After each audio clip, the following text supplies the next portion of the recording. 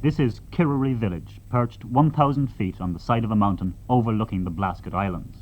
It's a quaint little village, commanding some of the most magnificent scenery we have, and as far away from the cares of the city as you can get.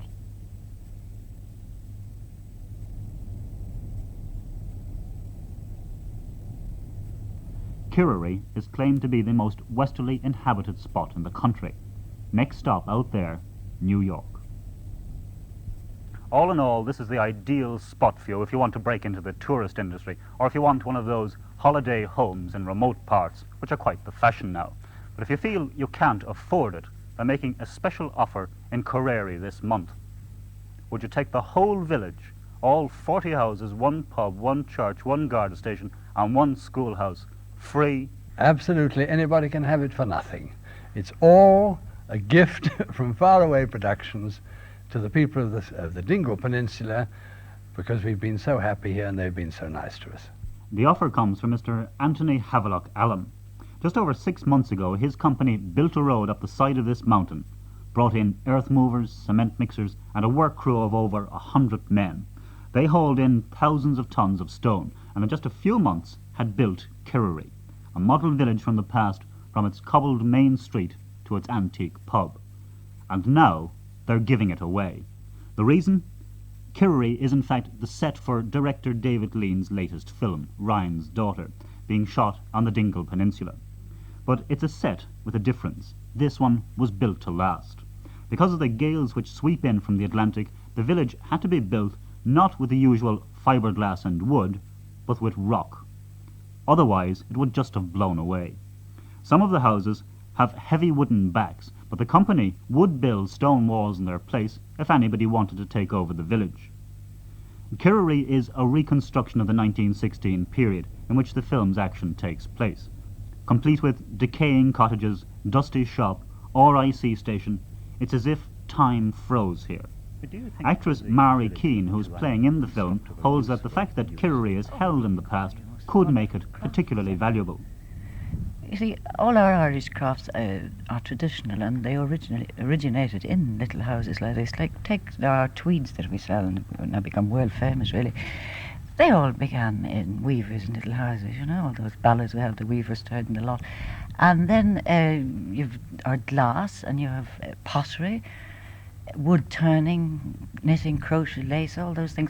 Supposing you had visitors coming, they could all go into the cottages, not alone buy them as they do in various shops and things, but see them actually be made all together. I always find it difficult to go from potteries to weaving sheds and, you know, all over where the tweeds are made. But supposing you had them all here together in these very identical little houses, I think it would be a great attraction. So it could be a permanent exhibition. Of course it could, and a very lucrative one on our exports, and of course a mail order service for abroad, you know.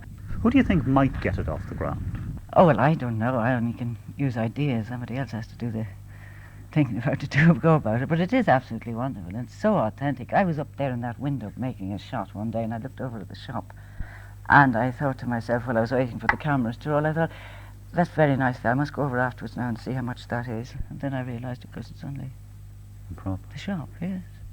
All of the backs are not there, you know. What are your feelings? Will the opportunity be taken? I'm sure it will. It can't. It's too nice to lose. It's absolutely... I'd love to play in it. Were you in the shop? I mean, yeah. I'd love to play shop there. I don't think it should go. Even the road, look at the actual stones and the cobbles, the way they have been carefully placed in this old pump and the lot. Wouldn't it be terrible to take it down? Even as it is now, cold and deserted, about 10,000 people have gone to the trouble of getting special film company passes and travelling the 10 miles from Dingle to see the village. That seems a fair indication that if anybody did take it over, money might be made from it. The film company would ideally like Bord Fáilte or some other body of that standing to take over the village so as to ensure that it would be properly preserved. But if that fails, says Mr. Havelock-Allan, producer of the film, it's open to all to try their hands. Why such generosity?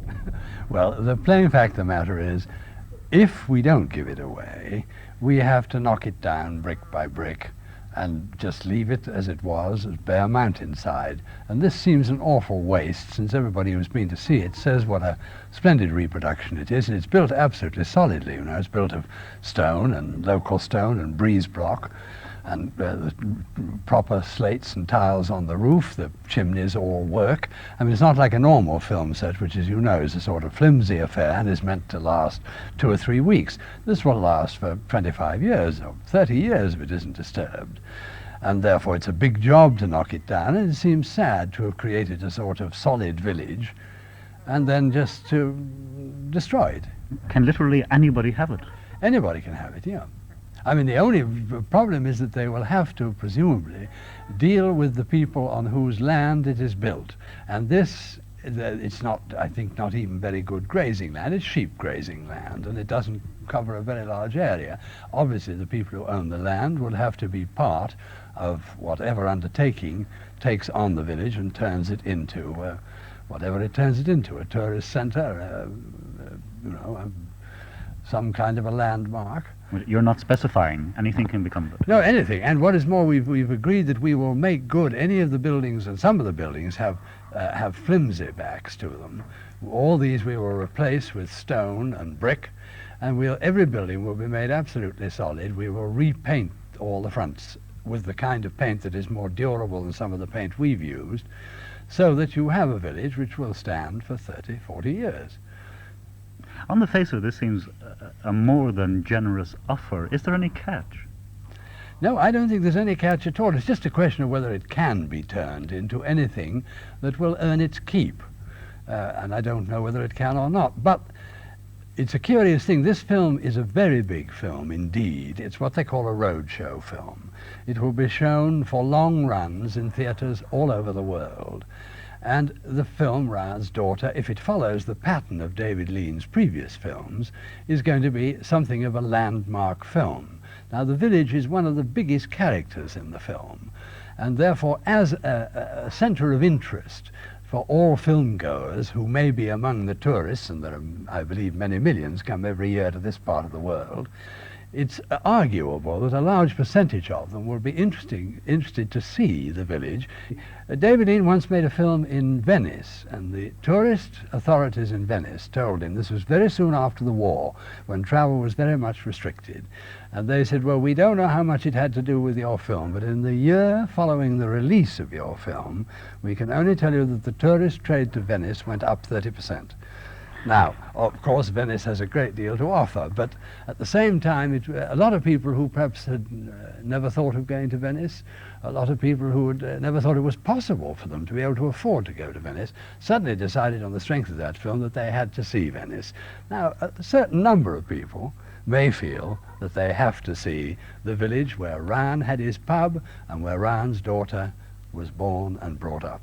One would have thought that you'd have been chased by a large number of would-be pub owners. Has this in fact happened? Well, or village owners? Not pub owners, but we have had quite a number of nibbles of people who've said they would be they would be interested in the idea of turning it into a tourist. I mean, we would obviously have to have the approval of Bord Fáilte. We would want some cooperation, or whoever took it over would, also of, I think, the local Kerry Council. I mean, it must have a point other than just coming to see it.